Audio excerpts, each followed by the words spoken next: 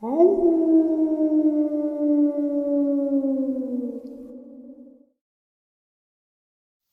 greetings and salutations, everyone. I do hope everyone is still doing well, and welcome to, depending on wherever you may live or however you choose to read your clock this early morning, middle of the night bonus. Before we jump into it, a couple quick links. As many of you know, I rely on Patreon, PayPal, channel membership, and the merch to help the channel to continue to grow and go. Links to Patreon, PayPal, and channel membership is in the description below. Merch displayed directly under the video. Also, Dogman Frightening Encounters, Volume 1 through 3, the audiobook versions. They were written and researched by Tom Lyons, narrated and produced by me, Jeff Nadolny. Those audiobooks are available on Audible, Amazon, and iTunes, links to which are also in the description as well. And finally, last but definitely not least, if you'd really like to help support this channel to continue to grow and go, simply subscribe. It does not cost a cent. Click that like button, takes half a second. If you don't want to miss out on any of the informative uploads that I put out daily, click that bell icon, and folks, please leave a comment. Why? Well, because all of these things really do help this channel to continue to grow and go. And yes, folks, they definitely do matter. Now, everyone, I have taken far too much of your time. Let's jump in to this early morning or middle of the night bonus upload, shall we? An experience that came out of the Canadian Rockies, out of a region called Tumbler Ridge. And a gentleman reached out to me, just kind of shared a little bit of the information of what he can vividly recall. And then he had a friend with him. He wanted to get his side of the story. He wanted me to get his side of the story so I could just share it completely with you. Tumbler Ridge is in the Canadian Rockies. It's in the middle of the Canadian Rockies, deep. And it's a municipality. It's not very big. There's about 2,000 folks that live up there, and it's pretty much a coal mining town. More or less a city with 2,000 people, because it's not spread out. It's kind of right there, buildings and such. Small city, I'd consider it. And so these guys had gone out hiking for the day, and they went out to an area called Mount Puggins, and they wanted to go hike up into that area, go check out the fire lookout station, and just kind of make a day of getting away from work, kind of just explore the area. They are not native to Tumbler Ridge. And they actually met through work while residing up there. So via the first person that I spoke with, they had hiked for most of the day, and they were going to camp out. They found this really nice, it's not a lake, but it is part of a lake. There's all these little ponds that are spread out, that are either attached to the main lake via a underground kind of stream or aqueduct, or an above ground stream. And they found this really beautiful little pond. They're sitting down, just relaxing and looking out, just really beautiful day. And what they see on the other side is what appeared to be a boulder. All of a sudden, the boulder starts to move, and they both are like, hey, what the hell is that movement? What's going on? And it starts to rise up, and they realize that that's not a boulder. that is a set of shoulders attached to a head. That's an awful big head. And this humanoid creature kind of walks out of the pond, not facing them, on the opposite side of this pond, and stands there completely nude, no hair, humanoid in every way, human-like in every way, minus being somewhere between 16 to 18 feet tall. And they kind of gasp, like, what the is that, out loud, and this thing hears them and turns around. As it had turned around, it was putting kind of like, it's almost like a kind of hide skinned outfit thing that it had must have constructed. Obviously there's needlepoint, but it didn't really look like a Fred Flintstone loincloth thing. It fit like a shirt and like a set of pants. It had turned and looked at them, and they both got up and started running, not knowing exactly where to run to. Like I said, they're not native to this area. They've never hiked to this area before. And they just knew where this fire lookout was on Mount Puggins. And, you know, they're thinking, let's make our way back that way. Now, where they are in the Canadian Rockies, there are, you know, high points and low points. And as they're running, they don't see this giant coming after them. They don't hear it. They don't see anything. They just run because they realize that it saw them. All of a sudden, they hear a bunch of racket coming through the woods. It sounded like a bulldozer was plowing through the woods, and it literally was running through the trees. They were on a trail, of course, and this thing's just kind of making a straight line towards them through the trees, just knocking trees over. And the initial gentleman that I spoke to, he had fallen and hit his head, split his forehead wide open, knocked himself out cold. His friend had dragged him about 20 to 30 feet into this kind of cavern, barely big enough to fit both men, deep enough to where this thing couldn't stick its hand in. It was about 10 to 15 feet back from the entrance to the wall. So it's trying to stick its hand in to get them. The first gentleman doesn't remember that part because he was out like a light. The second gentleman, from his perspective now, was when they saw this thing, what he saw was the same exact thing up until he fell, hit his head.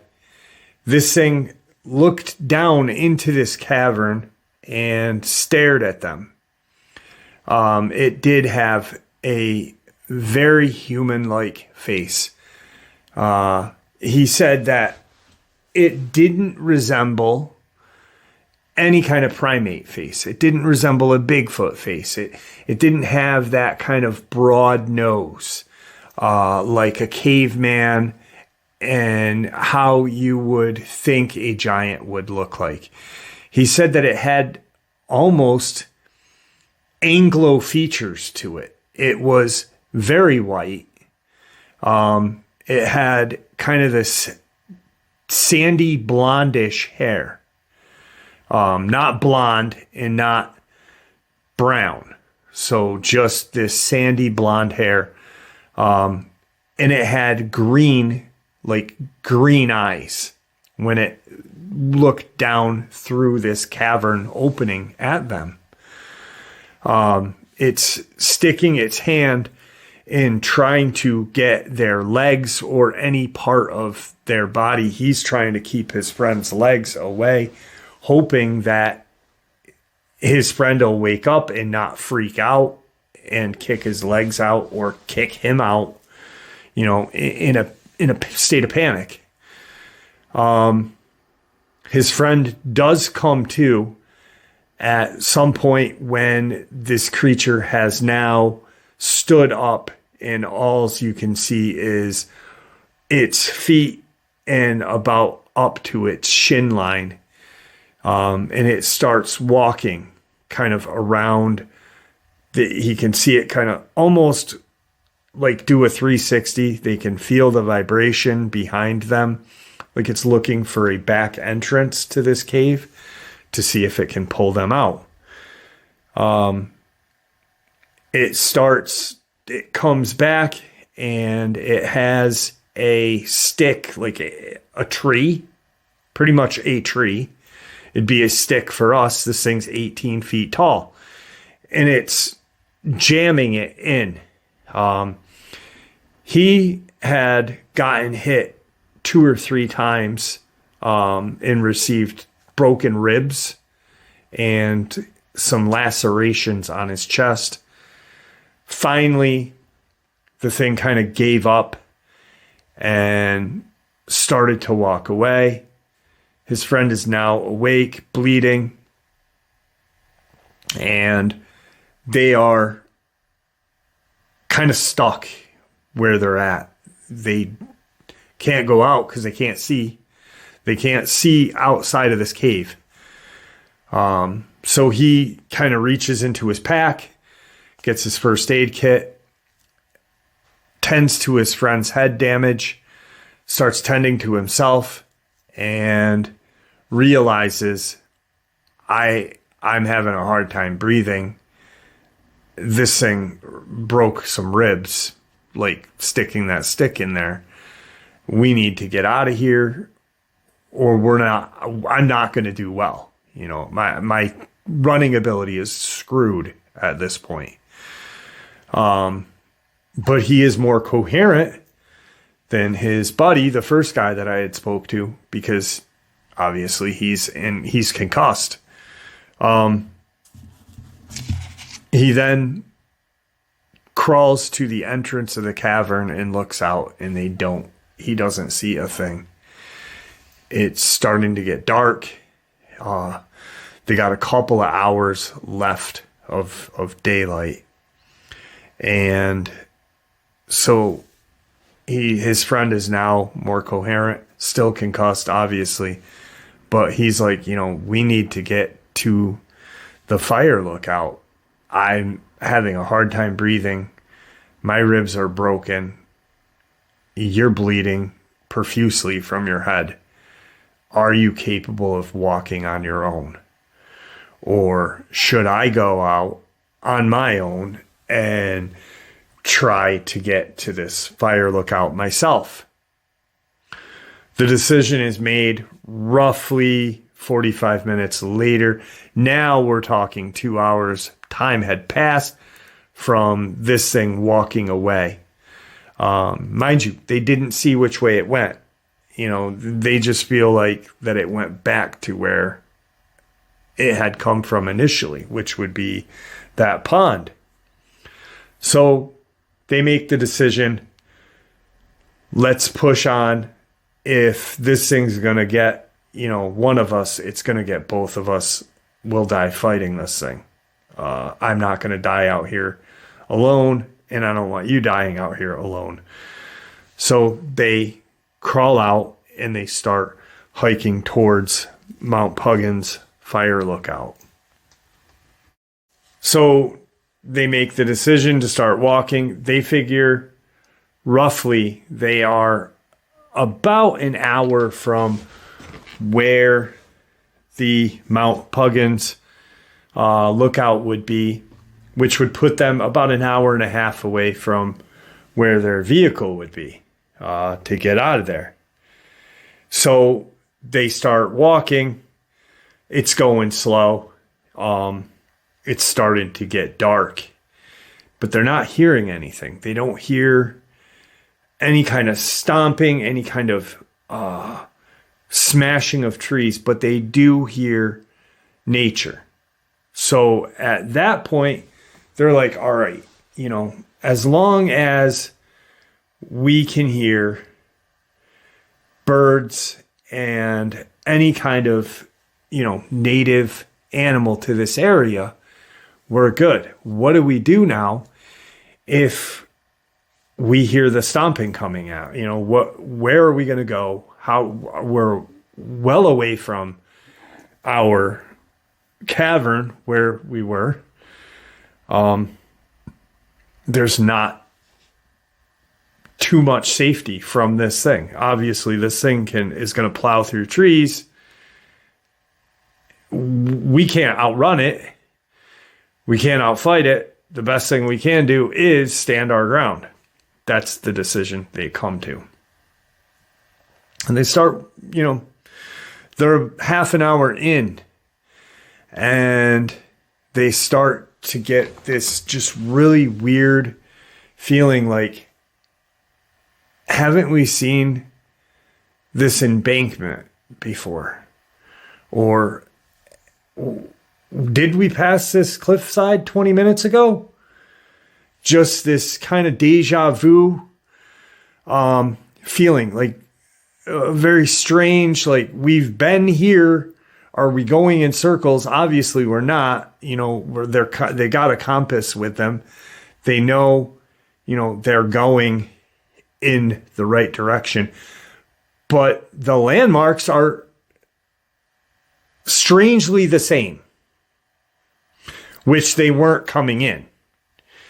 So they are now getting nervous. They can still hear nature's life.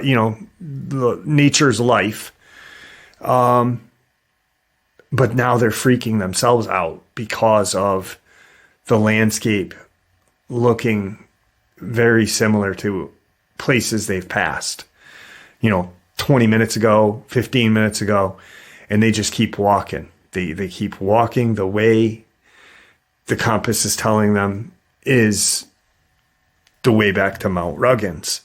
They get to this area, and the second subscriber that I talked to, he now realizes, okay, I recall this place, but I recall it from earlier today. Maybe it's our brains, telling us that this, and that was what we passed. But later on, after they get out of this area and they do get home safely, they start to discuss it, and it gets real strange. They can see now in the distance the fire lookout, and they're both like, we're good. We're good. They've got about 20 minutes to, the speed they're walking, 20 minutes to this fire lookout. It'd be 10 minutes for someone who's not hurt, someone who's not dealing with, being concussed, and someone who doesn't have broken ribs. Now they are halfway from where they initially were when they first saw it, and they look over to the right side where there's a mountain chain. It's part of this mountain ridge, part of the Rockies, the Canadian Rockies. And they realize that the silence has struck. There is no noise. There is no wind. There is no call of the birds. There's just nothing. And they both start to get, they both realized it at the same time. And they get really freaked out. And they stop, and they're starting to look around, thinking this giant is going to come out of the woods and just grab them before they get to the lookout. And the first subscriber is like, I'm okay. Let's, keep walking. We're almost there. Second one, the one who saved the guy that I spoke to initially, says, let's go. You're right. Let's go. We're not hearing anything other than the silence. We'll keep pushing on. They are approximately a football field length away from the fire lookout. And they hear this kind of wail behind them. It didn't sound like a howl. It didn't sound like kind of anything they had ever heard. They both have looked into different calls. Like they've both listened to, audio from different areas of people saying, this may be a Bigfoot, this may be a Dogman. What is this shriek that I caught? It matched nothing like that. But when they hear it, they get this just weird kind of dizziness that falls over them. And they both turn and look, and standing probably another football field away, so smack dab in the middle, right the way they came, is this man, a humanoid, a man, wearing what appeared to be like this gray kind of, not a suit, but just a shirt and gray pants, just gray, very not black and not white, just very uncolored, no blue, no red, but not black or white either.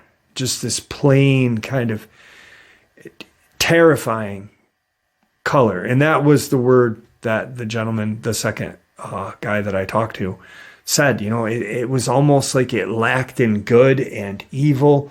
Good you associate with white, black, pitch black is evil, and color is human, is, the in-between. And all of a sudden it does this wail again, and they can physically feel it hit them and kind of push them back a little, almost like infrasound would, but they can hear this very abnormal sound.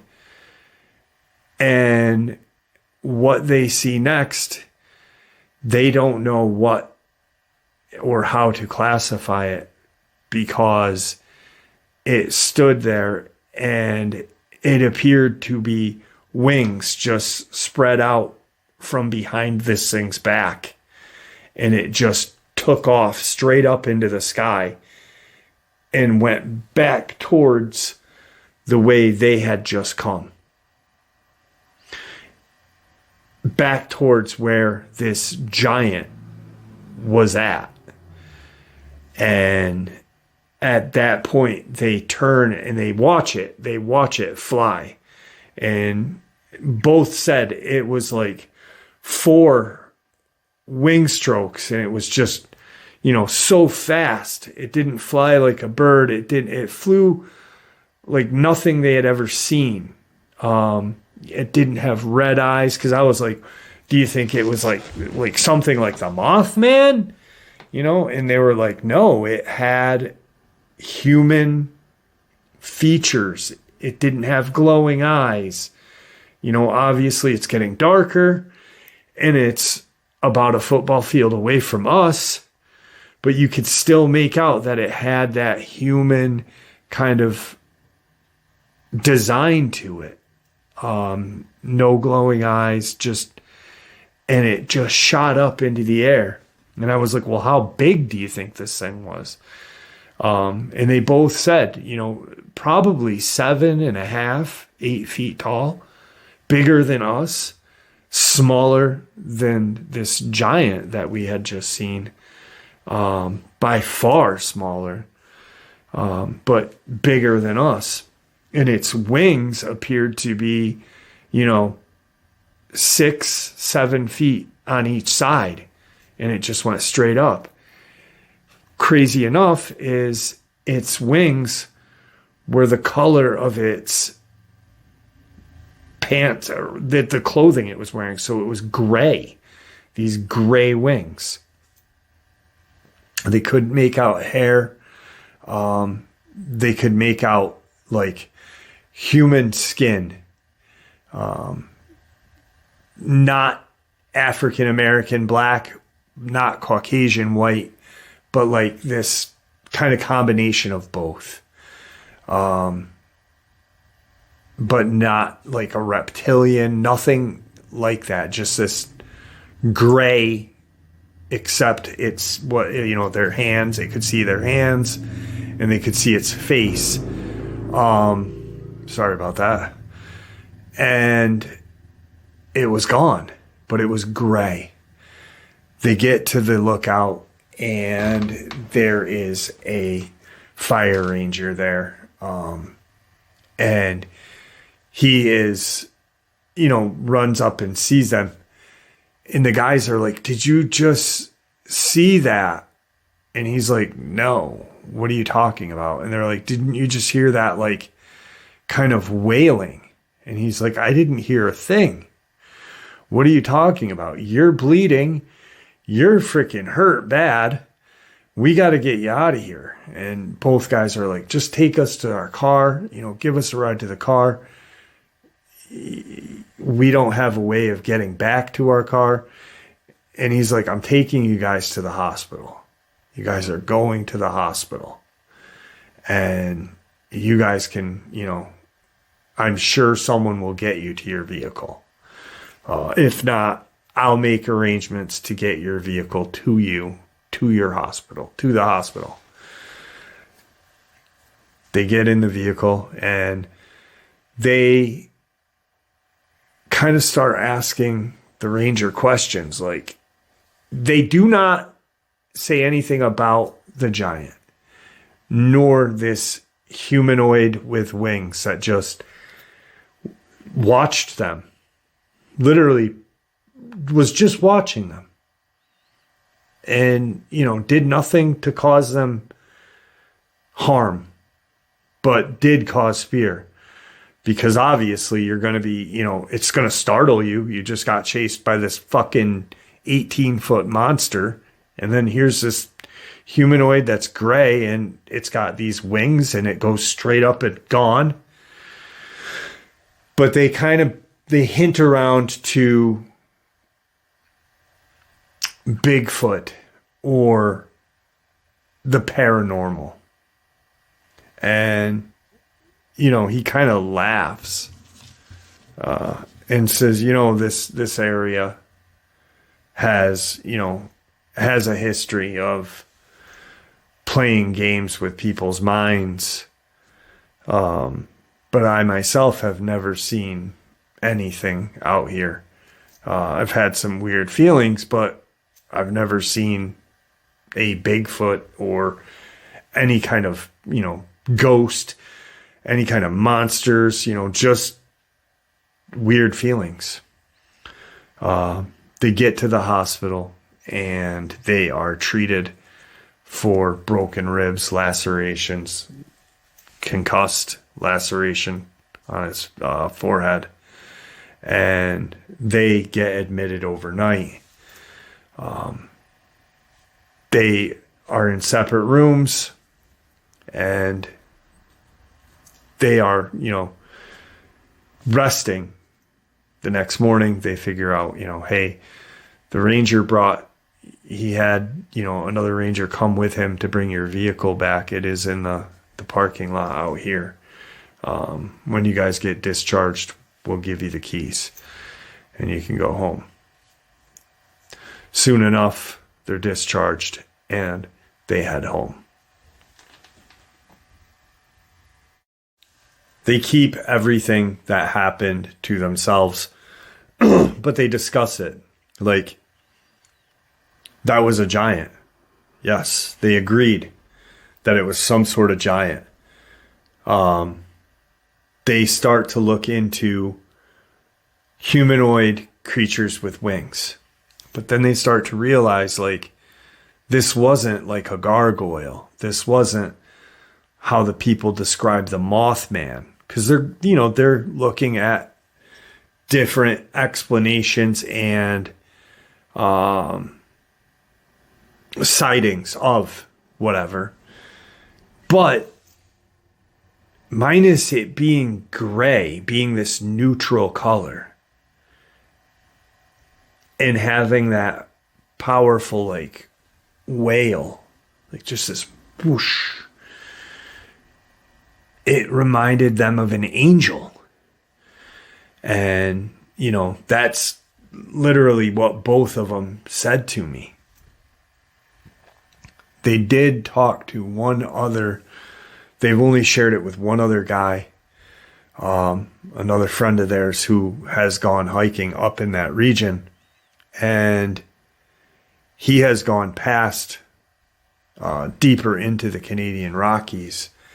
And they said, this is what we saw. We were sitting here watching, this beautiful pond, just relaxing. And all of a sudden it comes out of the water. This boulder, this thing that we thought was a boulder, a rock, is now a head and shoulders. And he's kind of like, what the... But he had his own experiences out there with something different. He had seen a large bipedal / quadruped dog, like a wolf, just this monster wolf, that reminded him of the Nothing from the Never-Ending Story. But it walked on 2 feet. It was quadruped at one point. And this thing was 8-9 feet tall. And it had stalked him through the woods, not attacking him, but making itself known as he's walking.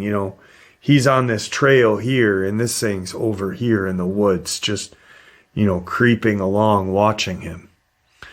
And he can see it off to the side through the trees. And that's when he started to realize, okay, this thing is following me.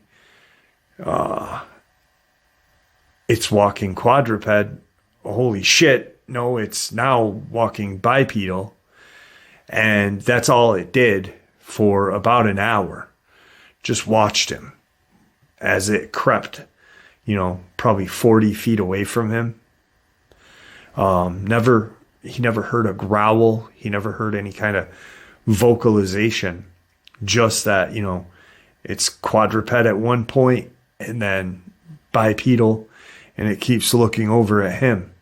So like every time he'd look over, it was looking at him.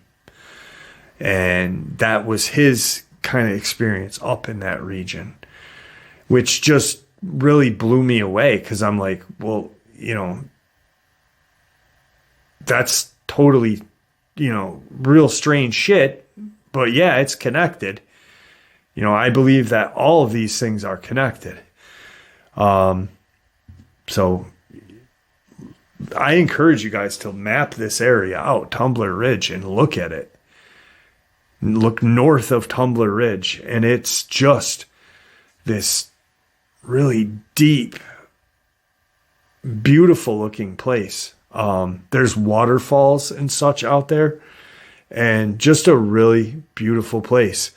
But it inhabits, there's something or some things that inhabit those woods, those mountains, that for some reason wants to be seen. It seems like this Dogman wanted to be seen.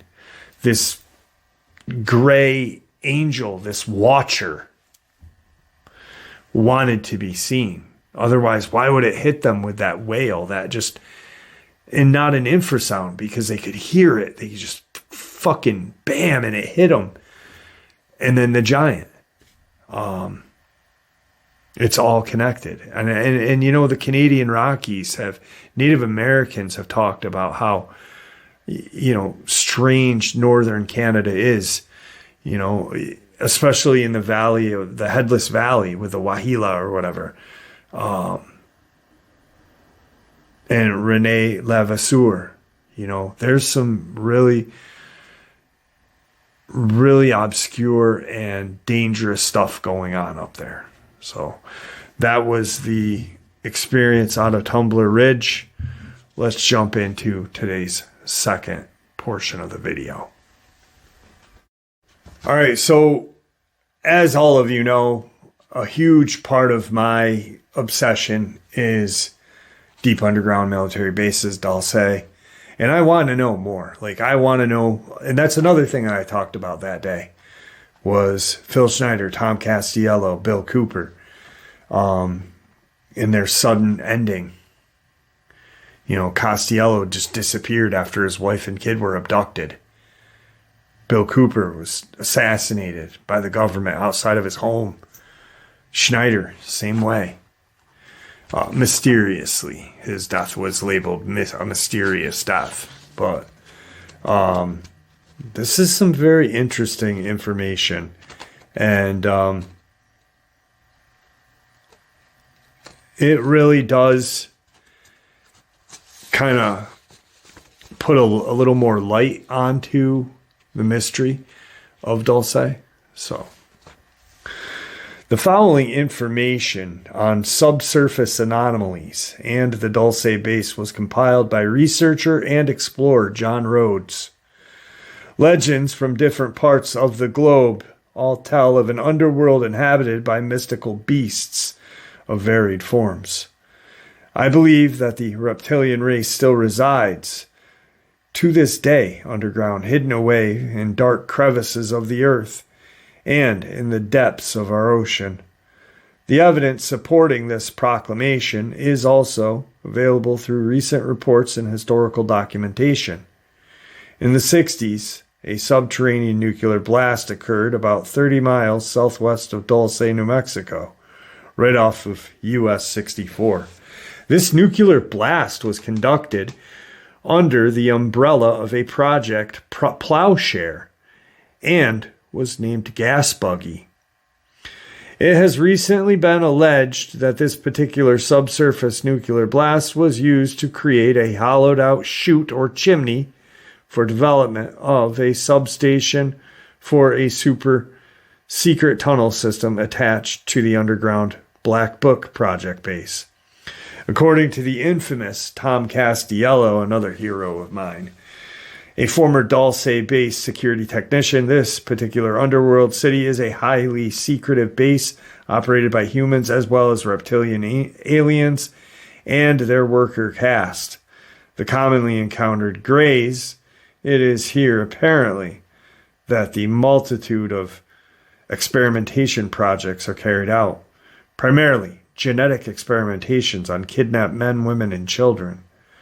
There are a myriad of other specific science projects taking place at Dolce, including, but not limited to, atomic manipulation, cloning, studies of the human aura, advanced mind control applications, animal and human crossbreeding, visual and audio wiretapping. The list goes on.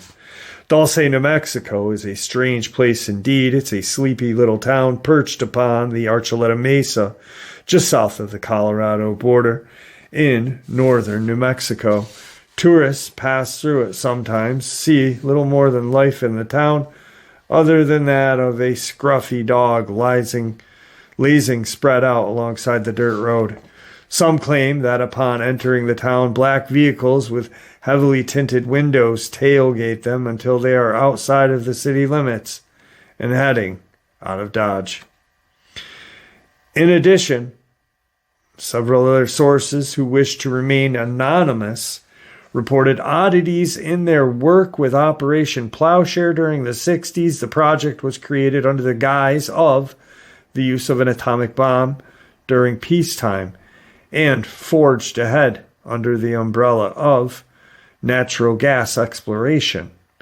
In fact, several of these multi-kiloton blasts were used as a rapid way of developing huge subsurface chambers for the facility development. It is then reported that technology to clean radiation is available and already in use in such projects. While I lectured Friday, August 13th of 93, this would be John Rhodes, in Las Vegas, I made public for the first time ever the floor plans to the levels. Oh no, this is Castello. When I lectured on Friday, August 13th, 93 in Vegas, I made public for the first time ever the floor plans of levels 1 and 6 of Dolce.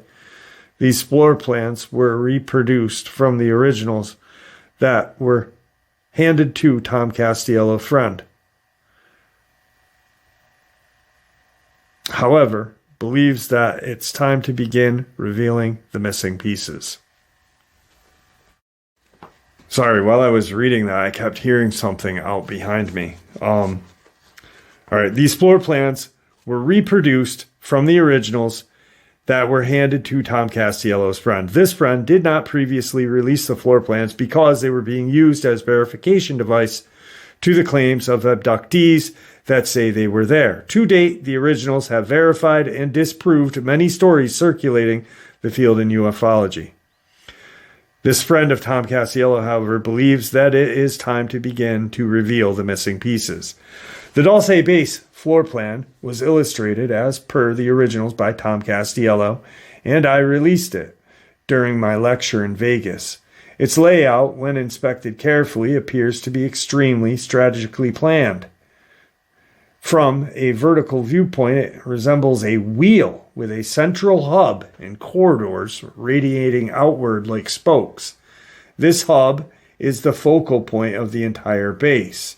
It is surrounded by a central security that extends through all levels of the base. So imagine a wagon wheel. Like you're looking down and you're looking at a wagon wheel, and then another wagon wheel, and then another. And you look at 7.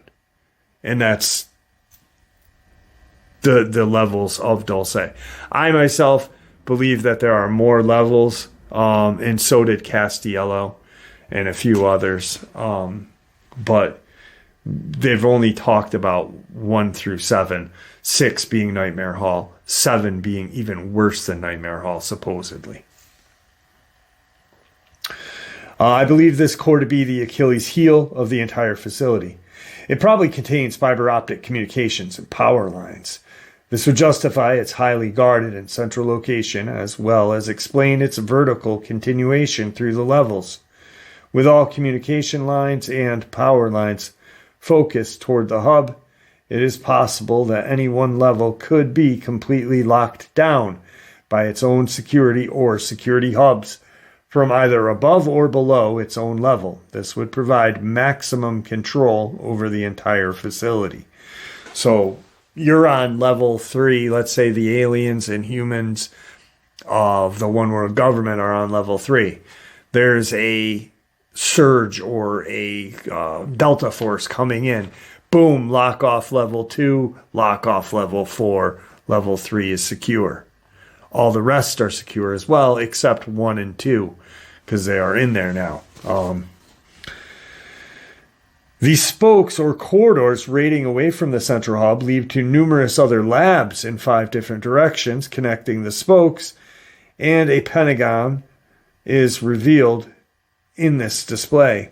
From above, the base resembles the layout of the Pentagon in Washington, D.C., complete with halls, walls, and military insignias. Since we do not have the exact heading on these coordinates, magnetic alignments are impossible to determine. When viewed laterally, its appearance takes on a look of a tree with a trunk at the center of its floors extending outward like branches. If this is a facility of science, then one could easily say that lateral appearance is like that of the tree of knowledge. So someone's comparing the tree of knowledge, Dolce, to the tree of knowledge. Maybe. I'm not saying that it is. I'm saying the comparison fits, right? Was this purposely designed this way, or does it just happen by coincidence? The overall design of the facility reminds one of a multi-stack subterranean Hopi Indian kiva, although I believe it is somewhat of a disservice to the Hopi to even be spoken of in association with the cave of horrors like Dolce. Its similarity in design should not be forgotten, though. As cultures around the world tend to bring their own styles of architecture with them during the periods of migration, so perhaps did the advanced civilization that originally built the Dolce base. If the reptilian influence over man is as great as archaic documentation and myth would have one believe, then there would have to be another subterranean dwelling similar to this in other locations. In 1961, Castello was a young sergeant stationed in Nellis Air Force Base in Vegas. His job was a military photographer with top secret clearance. He later transferred to West Virginia, where he trained in advanced intelligence photography. He worked inside an undisclosed underground installation, and due to the nature of his new assignment, his clearance was upgraded to TSIV. He remained with the Air Force as a photographer until 1971, at which time he was offered a job with the Rand Corporation as a security technician.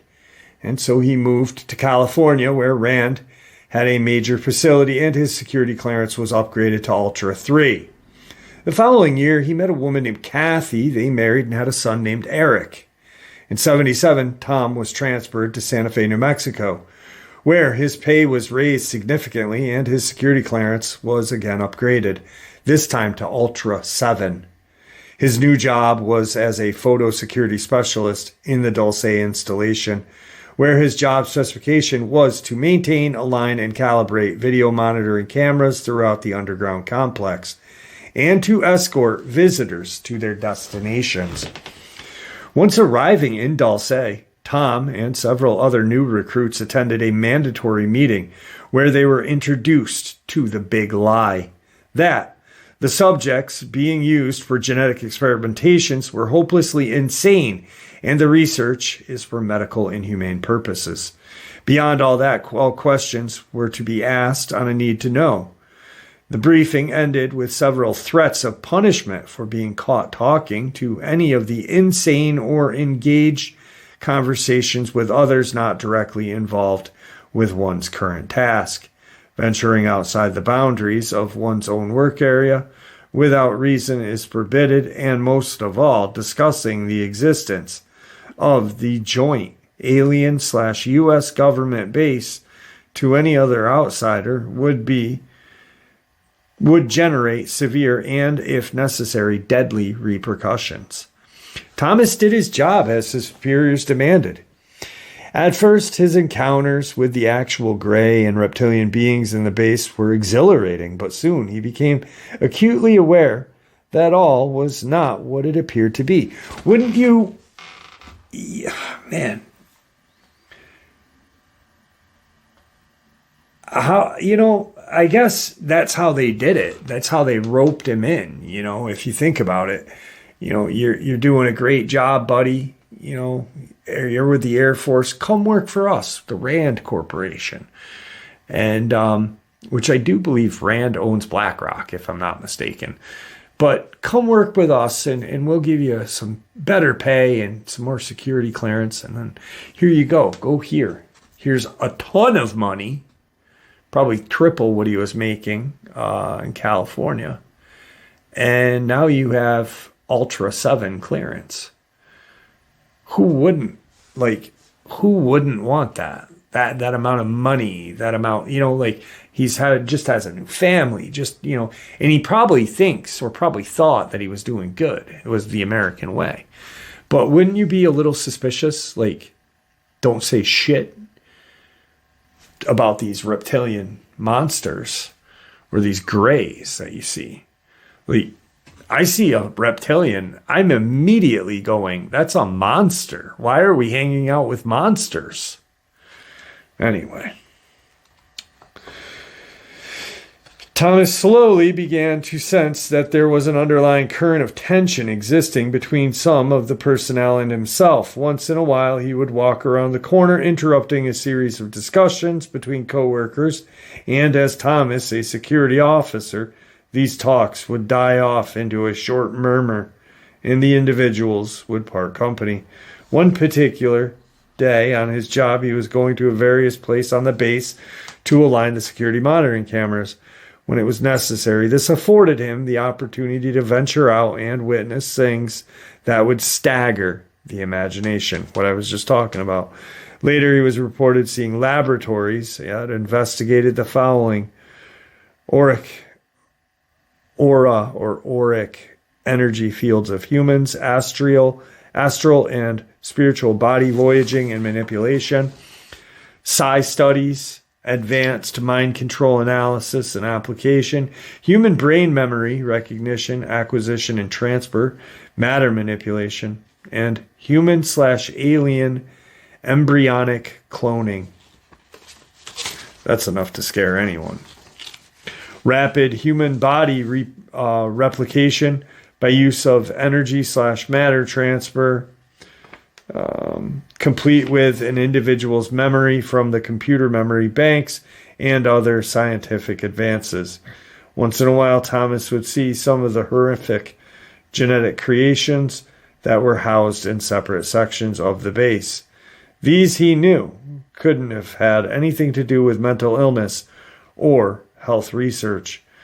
Thomas did not want to look any further. For every time he discovered more pieces to this underground maze, it became more and more overwhelming to accept. His curious mind, however, implored him to search for the truth regardless. One day, Thomas was approached by another employee who ushered him to the side.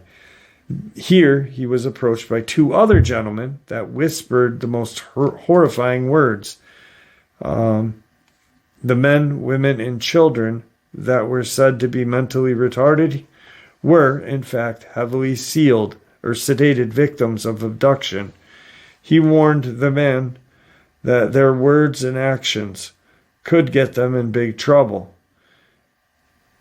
if he were to turn them in. So these guys already know, hey, this is the security guard. We shouldn't be telling him shit. What if he turned us in? We're going to be killed. But they trust him. They trust him because they kind of see who he is. They know he's a freedom fighter. They were right. Thomas didn't turn them in. Instead, he made a dangerous decision to quietly speak with one of the caged humans in an area called Nightmare Hall. Through their drug-induced state, he asked their name and their hometown. Thomas discreetly investigated the claim of the insane human during his weekends out of the facility. He discovered through his research that a person had been declared missing in their hometown after vanishing suddenly, leaving behind a traumatized family who followed dead ends and trailed flyers. Soon he discovered that many of the hundreds, perhaps thousands of men, women, and children from all areas of the world were actually listed as missing or unexplained disappearances. Thomas knew he was in over his head, and so were several of his coworkers. All he could do until somehow the situation changed was to be alert and extremely guarded with his thoughts. The Greys were telepathic, and they could read his mind. In 78, tensions grew within Dolce. Several security and lab techs began to sabotage genetic experiments, increasing frail nerves and paranoia finally erupted into what is commonly referred to as the Dolce Wars. It was the literal battle between the reptilians and the humans for control of Dolce. It was the reptilians more than humans that were pushing the big lie and insisted on using humans in their experimentations. and those who did not survive the experimentations were used as sources for the liquid protein tanks, which fed both embryonic gray fetus as well as full-grown grays as a source of nourishment. The initial Dolce conflict began at level 3. So then after the war of Dolce, Thomas knew that he had to leave his job for his own peace of mind. However, now that he knew the truth about the abductees being held below, it was almost impossible to live a normal life. He would always be under observation and threat until the day he died. He also was aware of the fact that old age may not be his downfall. His demise could be easy, expedited by certain individuals. After one of his weekends away from the facility, he decided to return to work. This time, through one of the less guarded air shafts announced and into the base by way of secret passage. Once inside, he proceeded to appear as if he was working his normal duties, taking charge of every thought as he passed by grays. During this time inside the base, he removed all still photographs from the facility and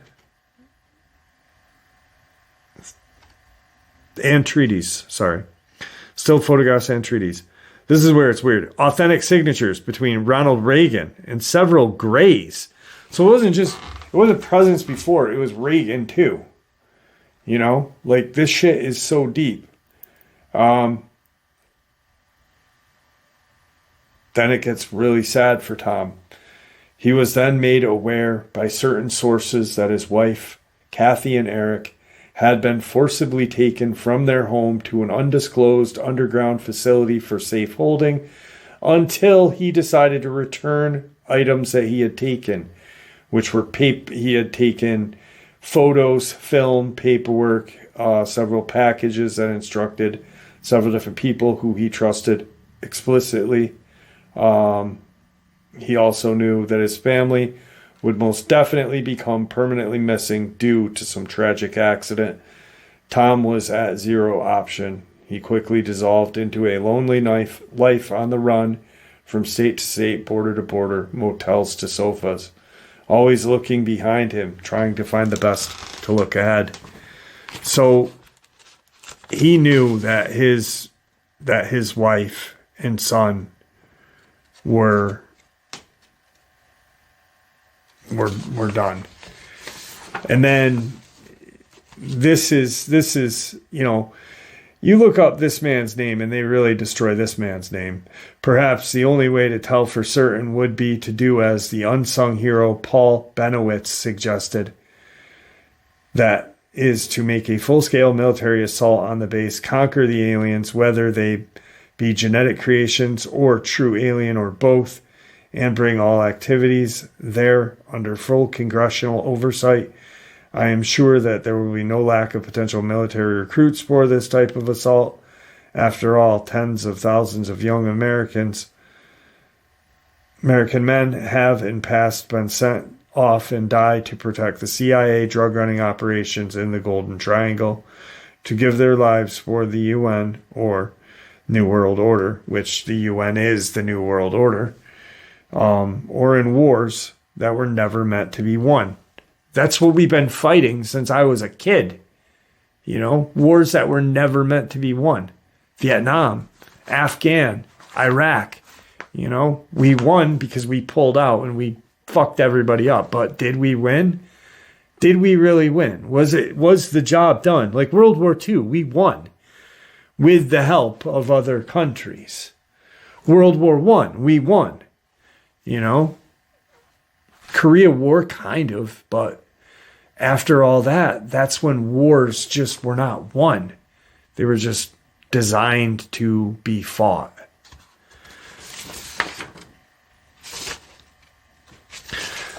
This is something interesting. I just want to share this one bit of information really quick and then end today's first upload off with this. So I don't know if you can see how thick this is. This is a interview that was done with Tom Castello. I had shared one on my channel. I can't read this entire thing tonight, and I'm not going to even try. I'll probably do it in like the daytime when I'm wide awake. But I want to end this upload with a real thinker. Tom Castello replies, "They didn't try to create hybrids. The humans at the base did try to create hybrids. As far as Thomas knows, in line of experimentation was a failure. He didn't see alien human hybrids. He saw alien animal hybrids." So they didn't create alien human hybrids. What they created was alien animal and human animal hybrids. So the crawler,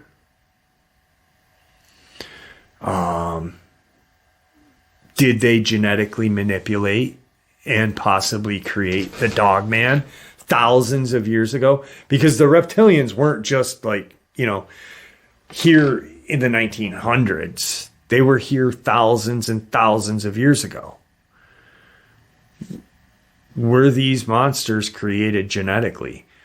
And if you think about that, thousands of years ago, these aliens being here underground had the capability to create things like that back then. That explains a lot of what went on in Mayan civilization, Egyptian civilization, both said to have stargates, both said to have these unique powers of whatever. There is proof of there being a nuclear explosion in Egypt thousands of years ago. These things have been here for a long time, and they've been experimenting with things that are evil, pure evil. And then that one world order, new world order, the UN wants to be part of it. And to be part of it, they have to contain us. And what do? How do they do that? Well, they build these huge FEMA encampments in Alaska or underground. These things are huge. Who knows? Hopefully never, but we may be on some kind of March trip, one day. Where are we going? Well, I got this great surprise for you. Check this out. It's the greatest thing. And then we find ourselves in one of these encampments. During these natural disasters, who's to say the people that are never found? They are. But they are in some FEMA camp up north where there is no kind of any eyes except the ones controlling everything. I don't know. Anyway, guys, I hope that y'all enjoyed today's upload as much as I enjoyed sharing it with you. I will be narrating this because that's a lot of information. That right there is a lot of answers and a lot of truth. So with that being said, thank you for supporting the channel. It is your support, after all, that keeps this channel growing and going. And honestly, what makes it a place for people to share their experiences, ideas, and theories, judgment and ridicule free, just treated with the respect that we all deserve. Thank you. Please stay safe, happy, healthy, and ever vigilant, keeping an eye on our children, our pets, our family, and friends. These creatures are real. These scenarios are real. Tom Castello is like a perfect example. He dug too far, too deep, and paid the ultimate price. A life on the run and having to mentally deal with that his wife and children, or wife and child, are now part of a genetic experiment. And there you have it, folks. I do hope you all enjoyed this early morning or middle of the night bonus as much as I enjoyed sharing it with you. I'd like to thank you all for supporting this channel It is, after all, your support that keeps this channel growing and going, and what gives us all a place and a chance to share our experiences and theories judgment-free. Everyone is simply treated with the respect that we all deserve.